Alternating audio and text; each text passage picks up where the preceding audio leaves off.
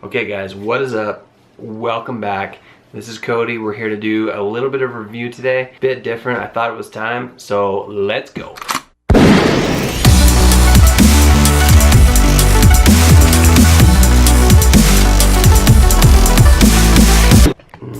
There you go.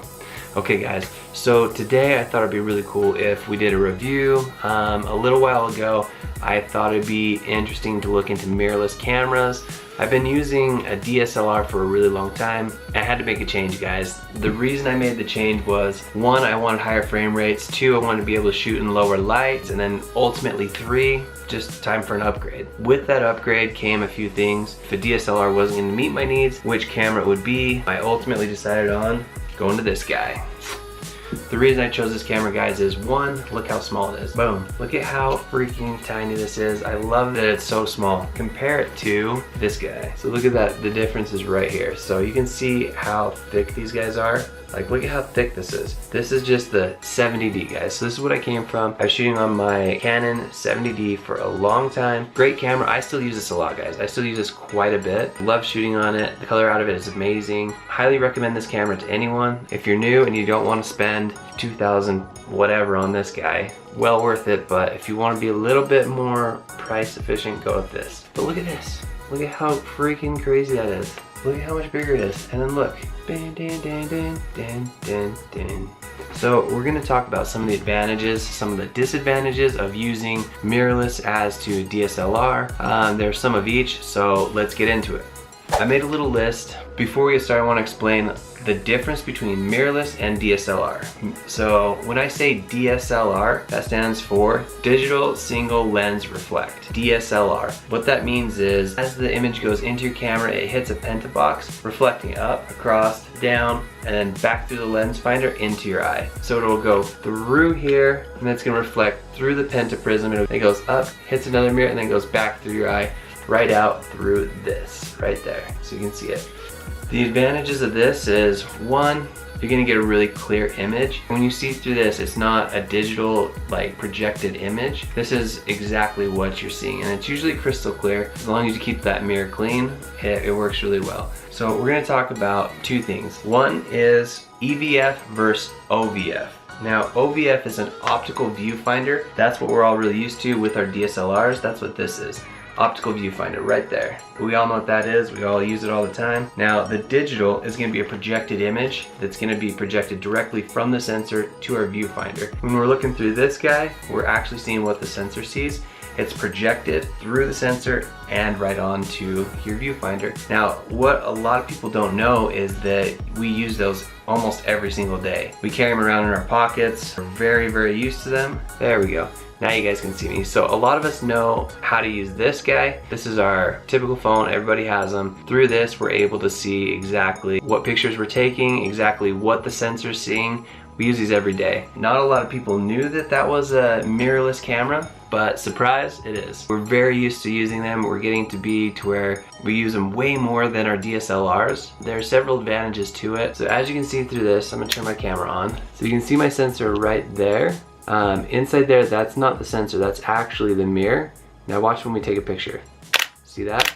What that is it's a mirror getting out of the way of the sensor. When I take a picture, you'll just see the mirror pop up, and that is the mirror flipping up so it can make room for the sensor to take that image. The nice thing about that is, one, you're gonna know exactly what you're taking a picture of. It's being reflected directly through the lens. The bad thing is it's gonna be, as that mirror pops up, it blinds the optical viewfinder. So when you're taking a picture through your viewfinder, you're gonna notice you have some black blocking out what you're seeing, and that's just the mirror moving up.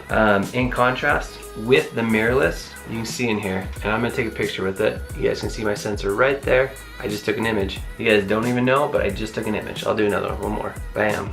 It's kind of crazy. It's silent, it shoots instantly. It'll take rapid shots. There's no blocking out your view with that mirror coming down and coming up. So one of the advantages of having the optical viewfinder, when you're looking through this, you're gonna notice that it's a lot clearer and a lot sharper than when you're looking through a mirrorless. Now, the advantages of the mirrorless, when you're looking at the back of your DSLR and you're setting up your aperture, shutter speed, ISO, all of that, it's going to be on the display. Then when you go into your viewfinder, you're gonna notice that it's gone. Now with the mirrorless, you're gonna be able to see all of those settings in your viewfinder. You'll know your ISO, you'll know your aperture, you'll know your shutter speed. You'll be able to see all of it right there displayed. You'll be able to see your histogram, which is really cool. When we're looking through the electronic viewfinder, you're gonna notice it's not as sharp of an image. You're not gonna be able to see exactly crystal clarity. So what they've added is zebras, they've added some of the other features to let you know that you're in focus, that you're not overexposed. It's gonna show you your histogram. It's gonna give you a lot more information. It will make you a better photographer for many reasons. You'll learn how to use your camera. You'll learn how to use every one of its settings. It's gonna make you a lot more comfortable shooting in low light, shooting in overexposure. It's gonna make you a better photographer and filmmaker. That's going to be advantages and disadvantages of using the mirrorless. I want to talk about some of the advantages and some of the reasons why I chose to go with a mirrorless camera. Definitely size is going to be huge. I mean, this thing is tiny. This is so much smaller than the DSLR. Look at these guys. Big old tank, little guy. Like, look at this. Look at this. So if you're traveling, you're going to make sure that, you know, less is more. If you can pack something away in your bag while you're backpacking, it's gonna make it a lot easier for you to pack it in your bag to make sure that you have room for it, and the weight is not gonna be super substantial. That's gonna be the biggest difference between the DSLR, is they have this lens box. And this huge lens box right here is just making room so that that mirror can pop up and get out of the way of the sensor when it's taking those pictures. So that's a huge advantage for the mirrorless. They're able to sit almost flush with that lens against the sensor. There's nothing going to be in the way that's going to have to make distance for that mirror. Now I want to talk about disadvantages of mirrorless. I know it kind of bums you out, it bummed me out. I was like, oh, there's not just all positives. Nope, sorry. One of the disadvantages is going to be this. So this sensor is going to be on all of the time because it's projecting an image from the sensor to your LCD or to your viewfinder. You gotta project that image all of the time, so that means that the sensor is working all of the time. It's gonna be constantly pulling power to the sensor, to the LCD, or even to your electronic viewfinder. So that means that battery's gonna be working that whole time. With the DSLR, it's only using the sensor and only pulling power to the sensor when you take your shot. When it lifts that mirror, it pulls power to lift the mirror and then to take your image, and it goes back. There's not projecting any power to the viewfinder, so you're able to get a lot more battery life. The other thing is gonna be just plain out, the batteries are bigger. Okay guys, so you can see the size difference is massive. This one's gonna be for the mirrorless, this one's DSLR. Look at how much bigger it is. I think that the reason being for that is just the camera's a lot smaller. There's not as much room for, you know, having that big bulky battery. DSLRs have got the advantage there. I think that the mirrorless batteries are working and getting better every day. The new cameras come out, the batteries are getting better, longer lives as well. It's really exciting to see what kind of battery life will be coming. But as for now, yeah, advantage DSLR for sure. The Canon has spoiled all of us. The reason I say that is because image right out of the camera is just amazing. When you're shooting with the mirrorless, I know with my Sony, I struggled with the color grading. I had to learn. So you're gonna have to, one, learn to color grade, two, you're gonna have to learn to shoot in S-Log, and I'm gonna tell you why. First off, dynamic range. If you shoot in S-Log 2, S-Log 3, you're gonna be getting a lot of dynamic range, which means there's gonna be a lot of information that you can work with. Disadvantage is you have to learn how to pull those colors back and get the right colors and skin tones, because if not, you're gonna have a really flat image. So definitely, when I came from Canon to Sony, I was trying to figure that out and it was so hard. All of my images did not look right. All of my film work did not look at all good. I could not figure out why. I had to do a lot of tutorial searching. I'll leave some links so that you guys can have some spots to go to and check them out. Really helpful if you have friends that have some LUTs in that you can use. It just makes it so it's a little bit smoother. But at the same time, I think it makes you a stronger editor as well. So it's trial by fire, I guess. You come from awesome colors and tones of Canon, and then you go into the Sony world and you're like, what just happened? Because it is a lot of work figuring that out. Completely doable. All of you guys can do it. If I can do it, you guys can do it. It's something that takes a little bit of time, but in the end it looks really good. So yeah, it's a challenge. Okay guys, so I want to talk about why I ultimately decided to switch from Canon or from a DSLR to a mirrorless. So I have 3 reasons. First one's gonna be you're able to film in really low light situations and crank that ISO. So being able to do that and not lose your footage and have it really grainy is powerful. I knew that I was gonna be shooting at all times and I didn't want to just be covered for the really bright times. I was worried about the dark time as well. Right after sunset, when it's starting to get dark and you still have shooting to do, I wanted to be able to get that. That's why I thought mirrorless would be a really strong bet. I went with the Sony a7S II just because it is a gangster when it comes to shooting in low light. Seriously, if you guys ever shoot in low light, get this. I have been absolutely blown away by the Sony a7S II. It is a gangster.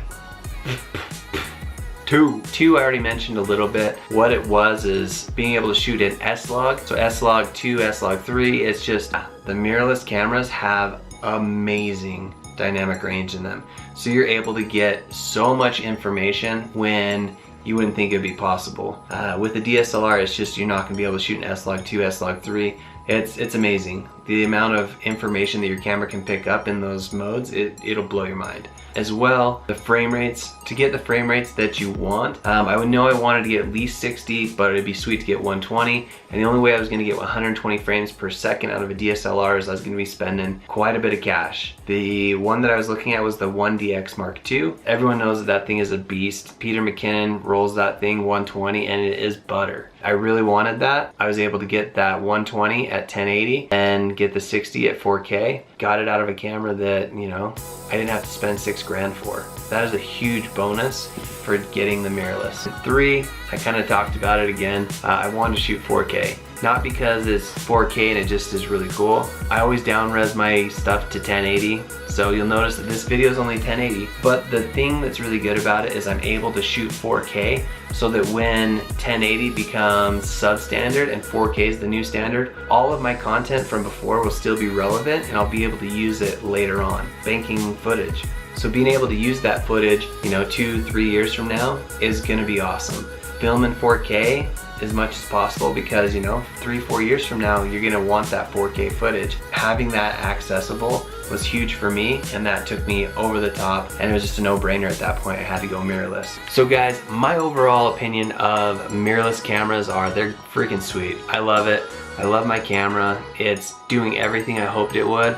I'm still learning. I'm still learning how to use it. You'll notice that from my footage, but when you get it right, oh Billy, that stuff is good. That stuff is butter, creamy, smooth amazingness. Oh, what did they say? The new end game.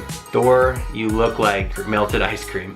That's how good this is. It looks like melted ice cream. When you get it right, it is amazing. So I really hope that this has been helpful for you guys. If you have any questions, please put them in the comments below. I would be happy to answer any of them. Or if you guys have any information for me, get at me. Get at me. So until next time, I hope this was helpful and peace.